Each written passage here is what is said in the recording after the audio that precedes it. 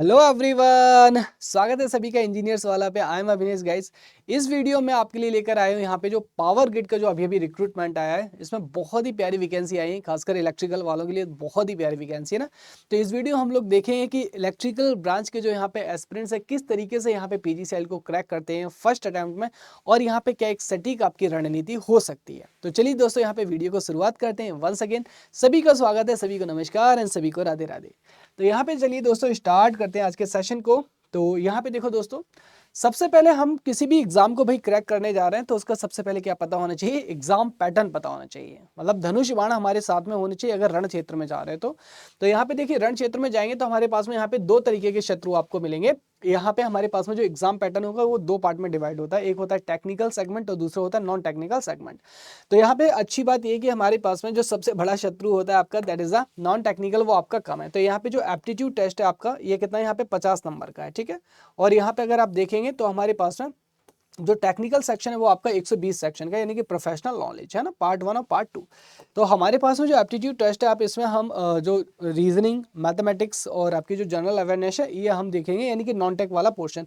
भलाई ये है कि यहाँ पे देखो हमारे पास में आपकी 50 नंबर है यहाँ पे ना, क्या है हमारे पास में 50 नंबर। और वैसे भी देखो, मैं हमेशा आपसे कहता हूँ कि हमेशा कोई भी एग्जाम आप तैयार करो, नॉन टेक्निकल हमेशा कर लो यहाँ पे, है ना। तो यहाँ पे आप कोई सा भी एग्जाम दीजिए, कभी कभी क्या होता है कि कहीं इंग्लिश आ जाता है, कहीं इंग्लिश नहीं आता है। तो यहाँ पे हमारे पास में साइंस, जीके, जीएस और जनरल इंग्लिश, और हमारे पास में एप्टी और रीजनिंग, हमेशा ये तैयार आप करके रखो, है ना। आगे चल के एसएससी जेई भी आएगा तो वहाँ पे भी आप देखेंगे कि रीजनिंग आ रहा है आपके पास में, जनरल साइंस आ रहा है और आपके पास में जनरल अवेयरनेस आ रहा है। तो ये हमेशा काम आएगा आपका, है ना। और यहाँ पे जो टेक्निकल सेक्शन है वो आपके पास में यहाँ पे प्रीडोमिनेंट सेक्शन है, 120 आपको यहाँ पे क्वेश्चन देखने को मिलेंगे। तो हमारे पास में सिलेबस जो है दो पार्ट में डिवाइड होता है, टेक्निकल और नॉन टेक्निकल में। तो अब देखो गाइज, हम यहाँ पे नॉन टेक्निकल आपका यहाँ पे स्ट्रॉन्ग ऑलरेडी होगा ना। यहाँ पे 120 नंबर की हम लोग बात करेंगे कि सर यहाँ पे टेक्निकल को हम लोग यहाँ पे किस तरीके से कवर अप करें, ठीक है।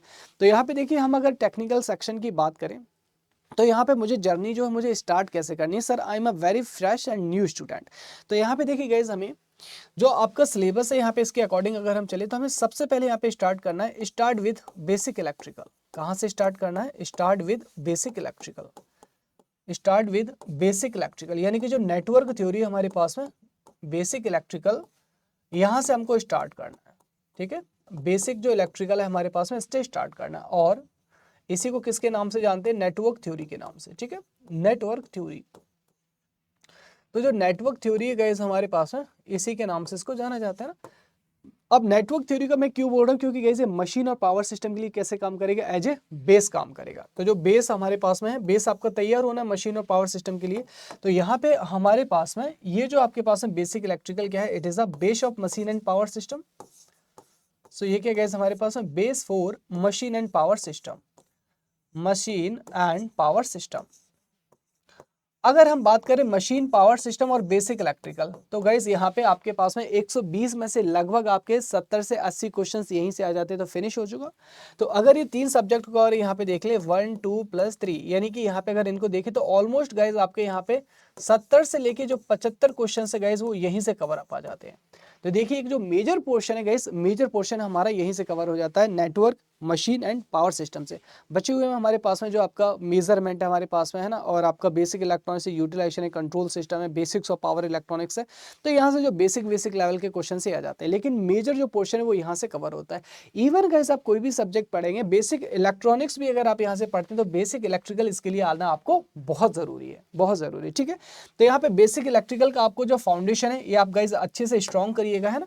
और यहाँ पे जो आपके बेसिक्स है ना, यानी कि हमारे पास में जैसे कि आपका केसीएल हो गया आपके पास में ना, केसीएल, केवीएल, नोडल एनालिसिस हो गया, ये सबसे ज्यादा इंपॉर्टेंट हो गया ना। नोडल एनालिसिस हो गया आपके पास में, मैश एनालिसिस हो गया, और यहाँ पे सबसे इंपॉर्टेंट होता है गाइस आपका एसी एनालिसिस, है ना। जो एसी एनालिसिस है हमारे पास में, एसी एनालिसिस को अच्छा करिए। लैगिंग, लीडिंग हमारे पास में ना, ये सारी चीजें, और आपका जो रेजोनेंस की कंडीशंस है, ये सारी चीजें ना। तो एक बार जब ये अच्छा हो गया ना तो ऑटोमेटिकली हमारे पास मशीन और पावर सिस्टम पे आप कवर अप करेंगे ना। तो अब इसके बाद में हमें क्या करना है, जो मशीन है और पावर सिस्टम है इसको कवर अप करना है। तो अब देखो यहाँ पे मशीन और पावर सिस्टम को आप किस तरीके से कवर अप करेंगे ना। यहाँ पे हमारे पास में मोस्ट आपका नेक्स्ट चीज आपका मशीन एंड पावर सिस्टम। तो यहाँ पे देखो हमारे पास में जो मशीन एंड पावर सिस्टम है, पावर सिस्टम तो आपका थोड़ा सा न्यूमेरिकल है तो आपका चल जाता है। मशीन है आपके पास में यहाँ पे क्या, थ्योरी वाला सेक्शन है ना। तो मशीन में आपको जो थ्योरी है, थ्योरी बहुत अच्छी से करनी है। मशीन में आपका जो थ्योरी है वो बहुत अच्छे से करनी है। तो ये हमारे पास में 4 पार्ट है गाइस। एक है हमारे पास में ट्रांसफार्मर, दूसरा आपके पास में क्या डीसी मशीन, ओके, और यहाँ पे हमारे पास में है सिंक्रोनस मशीन, और ये हमारे पास में कौन सा यहाँ पे हमारे पास में इंडक्शन मशीन। इंडक्शन मशीन, अब देखो आप इसको प्रेपर कैसे करोगे ना, आप इसको गाइज यहाँ पे प्रेपर कैसे करोगे।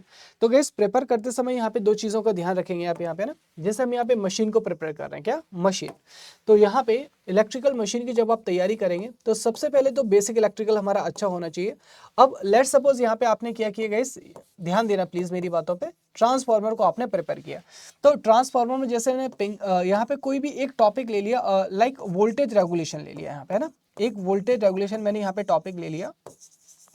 अब अगर जैसे मैं आपकी जगह होऊंगा तो मैं क्या करूंगा, तो वोल्टेज रेगुलेशन को सबसे पहले मैंने स्टडी किया, है ना, यहाँ पे ध्यान देना गाइस, वोल्टेज रेगुलेशन को मैंने क्या किया, सबसे पहले स्टडी किया, ठीक है, स्टडी किया मैंने इसको। इसके बाद मैं यहाँ पे वोल्टेज रेगुलेशन के क्या लगाया गाइस, यहाँ पे जो एमसीक्यू है एमसीक्यू को लगाया, ठीक है, क्या लगाया यहाँ पे, जो एमसीक्यू है एमसीक्यू लगाया, ओके। और यहाँ पे जो वोल्टेज रेगुलेशन के ऊपर क्या लगाया मैंने, कोई एक टेस्ट भी लगा लिया, ठीक है, एक लगा लिया मैंने इसके ऊपर टेस्ट। अब मैं अपने एमसीक्यू और टेस्ट दोनों को एनालाइज करूंगा, क्या, अब मैं यहाँ पे जो अपना एमसीक्यू बेटा और अपना जो टेस्ट है इन दोनों को एनालाइज करूंगा, और मैं यहाँ पे देखूंगा कि जो मेरे पास में राइट क्वेश्चंस थे वो क्यों राइट हुए, और देखूंगा कि मेरे पास में जो रॉन्ग क्वेश्चंस थे रॉन्ग क्वेश्चंस क्यों राइट हुए, है ना। तो आंसर जरूर पता होना चाहिए कि राइट आपने जो किया, क्या आपको आता था या फिर तुक्का लगा दिया आपने, रॉन्ग आपका हुआ तो क्यों रॉन्ग हुआ आपका, है ना, कि गलती से हुआ, कि रीडिंग मिस्टेक्स की वजह से हुआ, क्या कैलकुलेशन मिस्टेक्स हुई, या फिर आपके जो कॉन्सेप्ट है वो नहीं आते थे। तो इस तरीके से आप क्या करेंगे, अपनी जो अच्छी चीज़ें हैं वो तो अच्छी रहेंगे, स्ट्रॉन्ग कॉन्सेप्ट, लेकिन जो आपके यहाँ से वीक कॉन्सेप्ट होंगे, है ना, जो आपके कमजोर कॉन्सेप्ट होंगे गाइज, उन कॉन्सेप्ट को आप दोबारा से यहाँ पे अप्लाई करिएगा ना। ये जो कॉन्सेप्ट है गाइज दोबारा से अप्लाई करेंगे तो यहाँ पे अपन क्या करेंगे, ये जो आपका टॉपिक है इस पे दोबारा से आएंगे और इसको दोबारा से पढ़ेंगे, और मेक श्योर दैट कि यहाँ पे जो हमारे पास में गलतियां हो रही थी वो कॉन्सेप्ट हमारे यहाँ पे अच्छे हो गए, ठीक है। अब हमारे पास में एक टॉपिक हो गया, सिमिलरली आप दूसरे टॉपिक पे जाएंगे, तीसरे टॉपिक पे जाएंगे, है ना।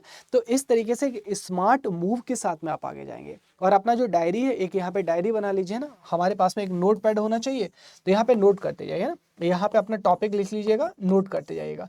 तो यहाँ पे जो टॉपिक है हमारे पास में, जो भी आप टॉपिक कर रहे हैं उस टॉपिक को यहाँ पे लिखते जाइए कि अच्छा ये हमारे पास में हो गया, ये हमारे पास में हो गया। इस तरीके से आप देखें कि कुछ भी आपका मिक्सअप नहीं होगा, क्या होगा, आपका कुछ भी बेटा मिक्सअप नहीं होगा, और देखना आपके जो कॉन्सेप्ट है वो बहुत स्ट्रांग हो जाएंगे, बहुत स्ट्रांग हो जाएंगे।